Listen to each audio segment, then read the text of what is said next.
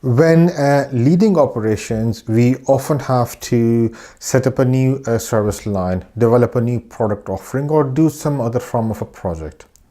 And the challenge is that when we're carrying out this sort of a work, we often have to manage a conflicting set of stakeholders and their expectations. And then on top of the managing the stakeholders and doing the work, we have to ensure that the lines of communication are open and everybody who has got any form of interest in the project gets updated. But the added challenge over there is that not everybody wants to know the full story of what's going on. They are only interested in the part which is relevant to them. So you, as the person who's leading the project, as head of operations or a project manager, whatever job title may define your role, you now not only have to ensure the final quality of the delivery output, but you then have to manage these conflicting expectations and also need to ensure that the communication you're giving is relevant to all the stakeholders, so the buy-in remains there and the confidence in your leadership and your work remains there. To tackle this problem of expectation management and communications delivery within a service or project area, I'm going to talk about 5 key things which will immensely help you with this particular challenge.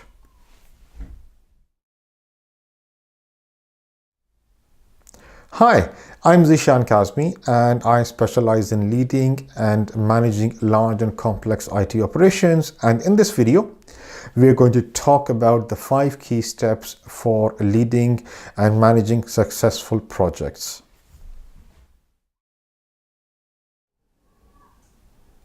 So as per usual, if you are short on time, I will timestamp the video with the key relevant sections so you can come back and view them at your leisure. But we are, broadly speaking, going to cover the following key 5 things. We're going to look at how to understand the deliverables, understand and manage the stakeholders.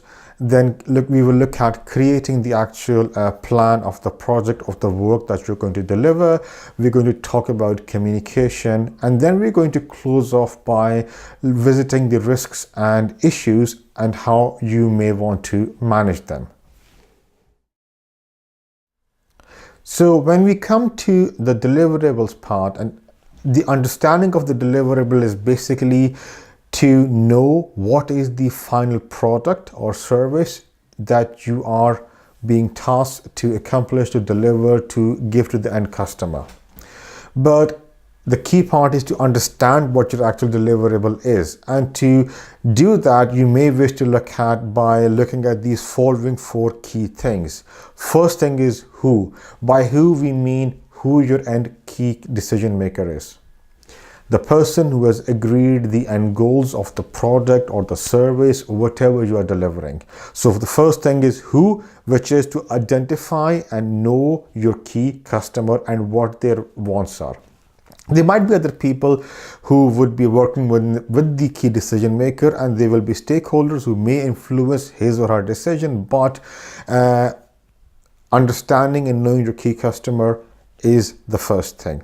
So that's the who part. Then we come to what. What is basically the tangible product, the measurable product. And again, I'm going to stress the tangible and measurable part, which is what is going to be delivered to the key customer.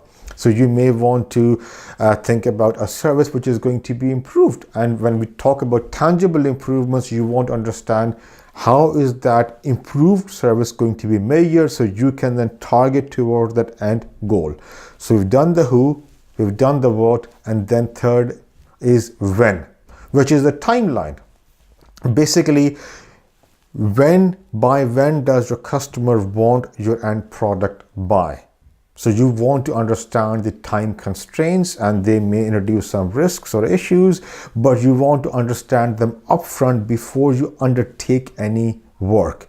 And the last key part with regards to understanding the deliverables is to how much, which is the financial or budget element, because every work that you do will be constrained by financial boundaries. You will only have so much budget in which you can plan, and then you have to understand or estimate, is that money enough for me to meet the deliverables or not? So it's these other things which will together, which is the who you're delivering it to, what is it that you're delivering in tangible terms, by when and by how much of a budget constraint, will help you actually understand your key deliverable. It's not just deliver the service improvement. No, you have to understand it in the context of all of these things if you are to properly appreciate the challenge you're going to undertake. So the next thing is to understand the stakeholders. Stakeholders are those people who are not the key decision maker. Again, I have key decision maker is or the customer is also a stakeholder, but here I'm saying the people who are not the customer but have an influence on the project, on the work in some manner. They could be internal to your organization, they could be your suppliers, they could be your customer as organization, anybody who has some form of an interest within your project or the work that you are doing.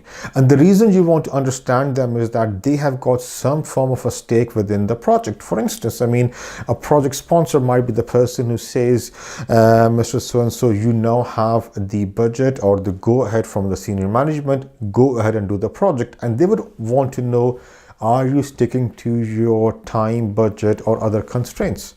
Is the work going to be done on time? Are the risks and issues being met? So again, understanding the stakeholders is quite key, because then you can, when you develop your communication element, which we'll talk about a little bit later on, you can then start tailoring things of how you're going to manage. Please remember, one of the key parts of this video is to understand how to manage the conflicting expectations of the stakeholders. So where you want to understand the deliverables, understanding the various stakeholders and what they're actually looking to get out of the work you're doing, that is also quite key. So you have to understand each stakeholder, which organization they come from, what is it that they're looking to get out of it, which means you understand what is their interest in this project. So when you come to communicate, you can give them the information that they want. So understand the stakeholder, break them down by the organization or the job function or the role, so you have an idea whether they are aiding to the project or looking to get something out of it, or are they influencing, or are they a key decision maker, which will help you manage their expectations, which is this part of this overall project element. So now you know your end goal, which is the deliverables, you know the stakeholders, so you've got a fairly good idea of what you are delivering and who are you delivering it across to. You then are in a good position to kind of say that, fine, I now know what I'm doing, let's now create a plan to actually deliver this work. And I'm not going to talk about DevOps or Agile or any of those things, no. This is about creating a plan, step-by-step plan. If that basically says week 1 you do this, week 2 you do this, who is responsible for what actions, is there a supplier giving you this particular service or product which there is a dependency upon. This is the actual detail level design of your work that you're going to undertake, and then which will lead you to your final end goal. Doing this before you understand your stakeholders or understand your actual deliverables is going to be problematic, because if you don't know what your constraints are, what your timeline is, and you're ending up developing a plan, it's not really going to be feasible. It won't result in a good plan. So you want to do the plan once you have done the background research, you understand the context, you understand the restraints of time and budgets. Then you develop a plan around that, so you can counter all those things within that plan. One of the things that I've seen people who fail in this is that the moment they get an assignment, the moment they start on something, they will immediately, kind of a knee-jerk, start thinking about, okay, step 1, step 2, step 3, without fully appreciating the all-around context. And that leads to failure, because there's action. But action without proper planning or thought is not going to give you the result that you're looking to get. So make sure you do the plan, and the plan should be detailed. It should have actions, and action should have an outcome, and each action should have an owner, whether that's you, whether that is somebody who's working for you, whether that's another team, whoever they are. It should be done properly, and then it should be communicated with the relevant action owners in time, and then updated as you go through that project life cycle, because as things come into play, your plan may evolve and you may have to reposition it based upon how things are changing within the life cycle. Communication, another very, very key part. Now that you have done the actual plan for your project, you want to make sure all the relevant stakeholders are updated. And again, if you remember at the start of the video, I mentioned that one of the problems people have is to manage the expectations which are conflicting of various stakeholders.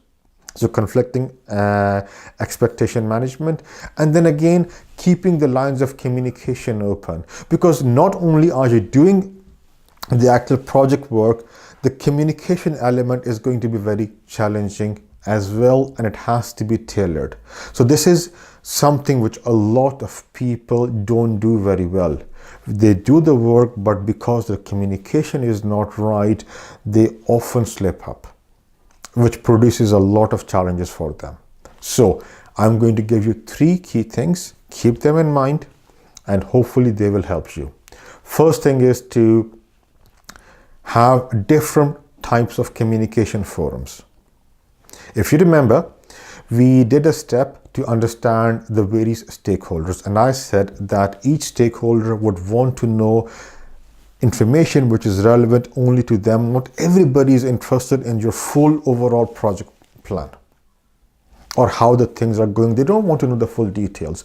So have different forums, and each forum should be catered for a different type of audience. What I mean is that the people who are doing the day-to-day activities, communicate often with them. A forum of communication for them should have detailed updates in them on detailed level actions. Another forum for senior management, who may just want to know overall as a very high level upshot of what is actually happening. Are we on track? Are we financially on target for budget? Are we experiencing any major risks or issues? So another forum for them. Then maybe a forum for the customer, where you may not want to give them all the details or the challenges that internal to your organization you are facing, but a customer facing forum where you give them a high level update, or maybe a bit more detailed update on how the end product is looking and shaping up like. Are there any changes that to the initial requirements, whatever, catered for the external customer? So forum for the people who do the detailed work, separate one for senior management of your organization, and maybe a third one for the customer. Again, there is no hard and fast rule. Look at the different types of categories of people, and then again make a forum for them. So that's step 1. Step 2, take a piece of paper, make a template, and publish your communication plan, which is, these are the various forums, how often they are held, is it WebEx, is it face-to-face, is it a conference call, whatever. Put it all the details over there, and then mention the type of forum catered for each type of audience, and publish it as part of your regular updates. So as people come and leave in the organization, as teams change, as people find out about your work and they want to know more, they can come to the right level of the forum. It takes the step away, work away from you, because you're telling people, here's what I'm doing, here is the updates I'm giving. Pick the forum which is key to you and come to that particular forum. And hence you are ensuring that the people are getting the right level of updates at the right level of forum. So your updates are targeted and the lines of communication are open, and it gives you a lot of control because you're now managing the communications in a proactive way rather than letting other people take control. Because what I've seen is that people are doing the work, and some person comes in, oh, I haven't got an update. How is this thing going, Zishan? And somebody else comes in, how is this thing going, Zishan? How is that going, Zishan? And then your boss comes up, how are things going? And then you've got emails coming in. Because you're not telling them how are you communicating, how you're disseminating information, people will come and kind of ask you because they want to know. What that creates is you're spending so much time updating people that your day is stretched and you don't have time to actually do the actual work. So make sure, take control of your project, take control of your work, and update people through these various forums at the right time. Finally, we want to talk about a little bit the risk and issues element. So to define it, risk is something which potentially can materialize. And if it does materialize, it will cause a negative impact to your deliverable. That could be a financial impact, that could be a contractual, could be legal, something impact to your project, to your deliverable. It will be negatively impacted by a risk. Issue is something which has already manifested and it is negatively impacting, and now you need to address that particular issue. Keep a record of all these risks and issues. As the person leading it, you have to first highlight, and it is good to highlight all the things which can potentially go wrong and put them in the risk column. Against them, see what is the worst case impact they can cause and how can you prevent that risk from materializing. Each risk should have an owner, and then issue it as part of your communication strategy, communication plan. From an issue side of things, again, how or what issue impacted, when did it manifest itself, who is owning that, and how soon will it be addressed. Simple things. Keep a record of issues, and again, issue it as part of your communication plan. The difference between a successful and a not successful project manager or a leader is sometimes how they are managing the communication in relation to risks and issues. I have often seen people, they are reluctant to discuss the risks and issues element because sometimes, and quite wrongly so, they associate the negative impact of an issue as personally upon them. That's completely wrong. Everybody knows that you will have risks and you will have issues. It's how you deal with them defines your skill as a leader. Not talking about it is the worst thing you can do. So don't do that, but make sure you start talking about the risks and issues actively, front and center, as part of the communication strategy, and make sure you are mentioning the right risks at the right forum so relevant owners and stakeholders can help you manage them. So in summary, to look at a project with regards to managing conflicting expectations of stakeholders and being an effective communicator, we looked at 5 things. You have to understand your deliverable, you have to understand your stakeholders, you have to plan a project, the detailed plan element we looked at. We then talked about your communication strategy, and finally we closed off with looking at the risks and issues. These 5 key things sound very simple, but not many people do them effectively. By taking these key steps, I can assure you, you will have a very, very successful project, or at least you will be on the road to a successful project. And I talk about these things in other relevant areas in my Udemy course. So if you found this particular video or the content I discussed in it useful, why not head over to my Udemy course and look at that, where I discuss these things and others in a lot more detail, and I will put a link to that video within the description. Now, again, If there is something you want me to dig deeper in, something else you want to share, maybe some things I've not covered and you think it should also be mentioned as part of this video, let me know your feedback and comment. I would love to hear from you. And please do like this video and subscribe to my channel. And till next time, have a nice day.